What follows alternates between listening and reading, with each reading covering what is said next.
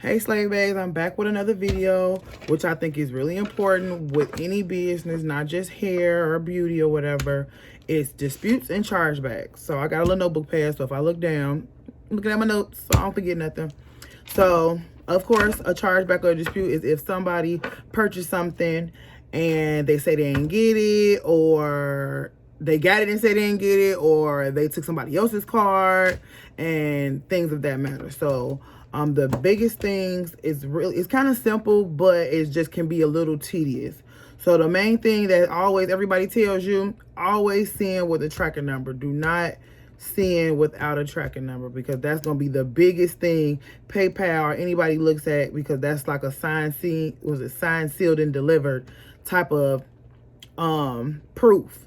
And so with the tracking number, it's going to say where it was delivered. It's going to say whether the person got it or not. And the other thing that goes with around the tracking number, even though it costs I think like $3, if you have Shopify, it's like $2.90, or you might get a little discount on it or whatever, is a signature confirmation. A signature confirmation is going to say somebody signed for it. It wasn't just dropped off on a porch. It wasn't hit with an Amazon, knock on the door and run type thing. They have to sign for it. And that is like another signed, sealed, delivered. They got their package. And so the tracking number and the signature confirmation kind of work hand in hand with each other. So I kind of say don't do one without the other type thing. So I think you should have both when you're shipping something, especially when we talking about hair. We talking about $200-$300, sometimes thousands of dollars going to someone's home, and you want to make sure they get it, even if it's not somebody that's scamming. You just want to make sure they get it. So the signature confirmation, now you can have, there's two types, I believe. Is one where they have to present their ID, or the person that purchased it has to be the one signed for. So you can leave that under your discretion whether or not you want them to have both, or have their ID or whatever.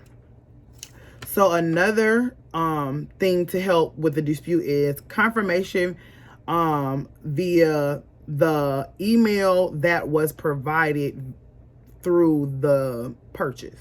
So usually PayPal, they have, you sign in and all that stuff. You want to email them and contact them via whatever email PayPal says they have, or whatever they purchase. Like I have Shopify for my website. So that whatever they have there, that's the only way I'm gonna communicate with them. They may DM me via Instagram or Facebook. I'm saying, okay, can you send our regards to this email with the email that you used, so you can, so when you're doing the back and forth or whatever the case may be, it's done via email. And because they won't use DMs, they won't use text messages. None of that will be valid when you're having to put your dispute in. So always use email and your email and the email that they purchased through.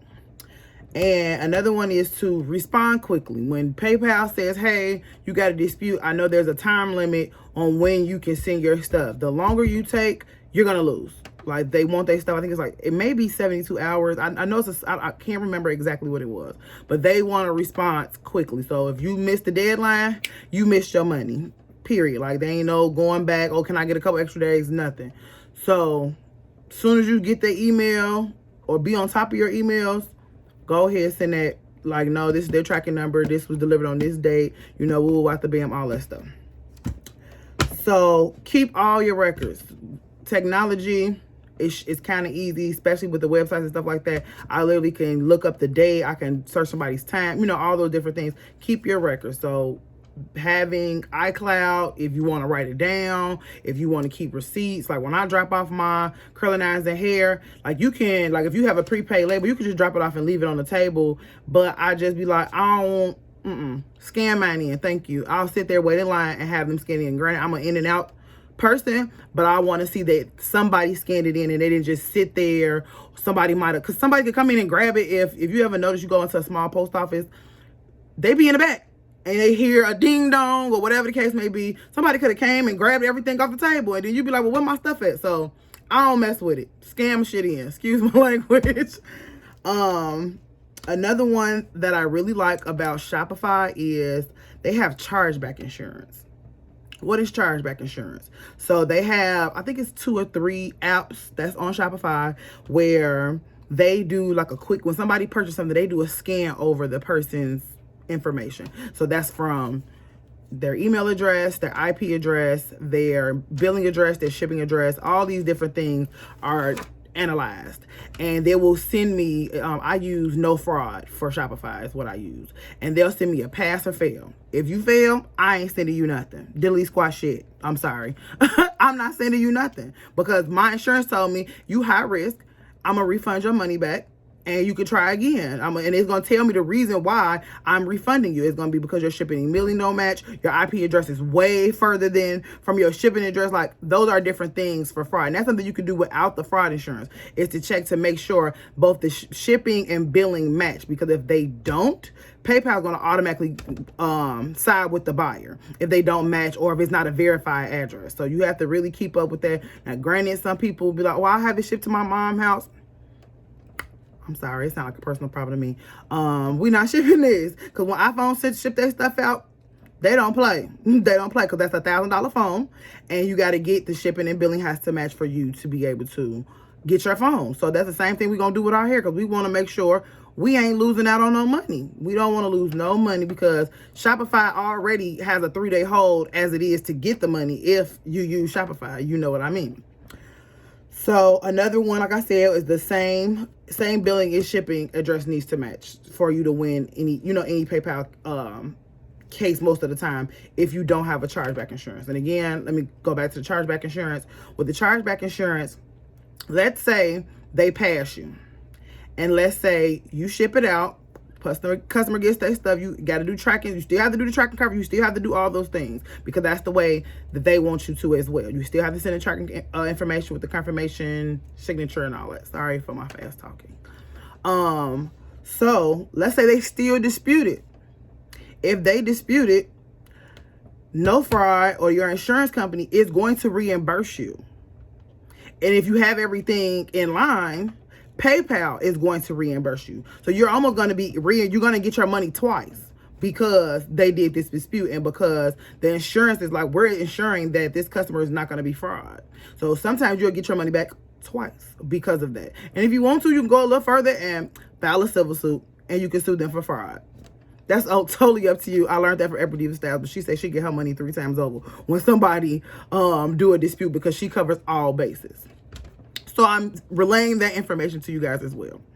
Another one is your policies must be everywhere, from the confirmation email to the receipt to on your website. You have to put no returns and exchanges, your processing time, your shipping time, that you're no longer responsible for the package once it's shipped, because USPS, UPS, FedEx, all of them can lose your shit. Again, they can lose it. And again, you can purchase insurance if you want to cover it. Insurance actually isn't that expensive. I believe it's $3 or $4 extra, and it covers $200 to $300.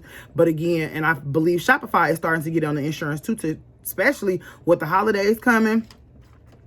This is when scamming is at an all-time high. So ladies, gentlemen, please cover everything. Just cross your T's, dot your I's, all of that good stuff, because we small business can't take no hits. None. We can't take no losses. We got enough going on. Now, not to say that you're not going to have any losses, but you're trying to minimize the losses. Let's say that. And like I said, policies everywhere. Whatever you say, no returns, no exchanges. If you do take exchanges, put in very detail what must be required to get an exchange, because if you don't, you're going to be blue. And another one I really like the most is, if you can, on your website, I don't know if you ever noticed when you shopping, there's a little checkbox. You probably never read it. It's terms and conditions. And under those terms and conditions are everything you stating, and all of this, that I don't have no returns, I don't do exchanges, that you're confirming that you are the person that is asking to buy this hair or whatever product you're buying. Those terms and condition boxes are going to save you, because you're clicking, it's like it's like an electronic signature to a certain extent. The person is clicking to say they accept all terms and conditions and policies that go along with buying your product. And when they dispute, you be like, well, they accepted you have all these different boom, boom, boom, boom, boom to say, look, this person bought this hair, this is what it is, and you'll get your money back. Now, unfortunately, when you're small, it may take some time. As soon as they put the dispute in, they're going to take your money immediately. But at least you have the tools to be equipped to be like, you're going to get your money back. So it's a risky game. That's when any business, when you're selling something, somebody may put in a dispute and that money may come out your pocket. So one thing I learned was have a little savings, have a little money extra, or don't you spend the money that was sent to you right away. Like, as soon as somebody send you some money or whatever like that and they get their product, wait a little while, just in case. If you can't wait, then so be it. It's not, no big deal. But if you have to, wait some time, let that payment clear before you go spend it on whatever you're going to spend on, whether it is going to be on some more hair, whether it's going to be a bill, any of that nature, because you just don't want your account in the negative. And then another thing is to build a rapport with PayPal. I had a situation with PayPal. It wasn't necessarily a dispute.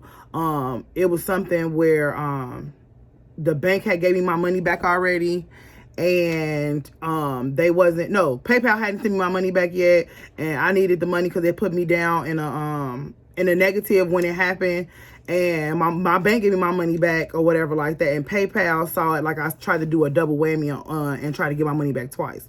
And so they didn't even give me a warning, say, hey, don't do that, nothing. They was like, boom, you can't use PayPal no more. You can no longer take payments through PayPal, this. And I'm like, I ain't never had a dispute. I ain't never had no issues. So I had to call PayPal. I spoke with someone. I spoke with the first person. And I tell people, always be nice. Being nice is always better than being nasty, because I feel like you get way further being nice. So I called. I said, hey, I had this dilemma. I don't know what's going on. And initially, they didn't want to tell me why my account was closed. And I was like, well, you're not going to give me any reasons. Like, we can't give you reasons because you could go and make another account and do the same thing and this and that.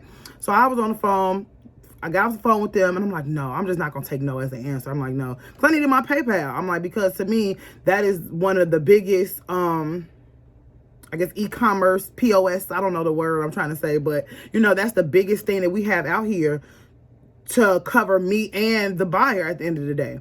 So I called back like, hey, I'm just trying to figure out, is there somebody I can speak with, a supervisor? And when I spoke to the supervisor, I said, well, if it's because of this transaction, it's because whatever you did put me into the negative. And I had to cover that because I would have been paying $35 a day for every time that my account was in the negative. And so once I explained to the supervisor what happened, immediately my account was back open. So don't be afraid to call. Do not be nasty with them people, because your business is in their hands. At the same time, you might get the wrong agent.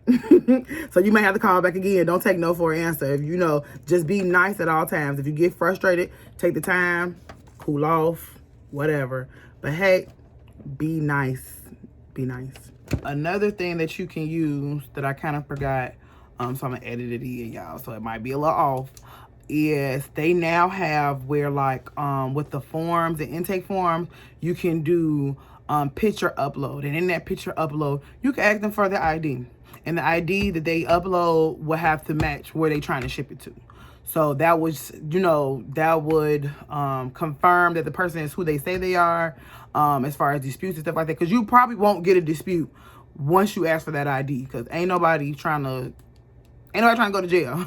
Because that's, at the end of the day, it's illegal to do to say that you bought to buy something with the intention of disputing it.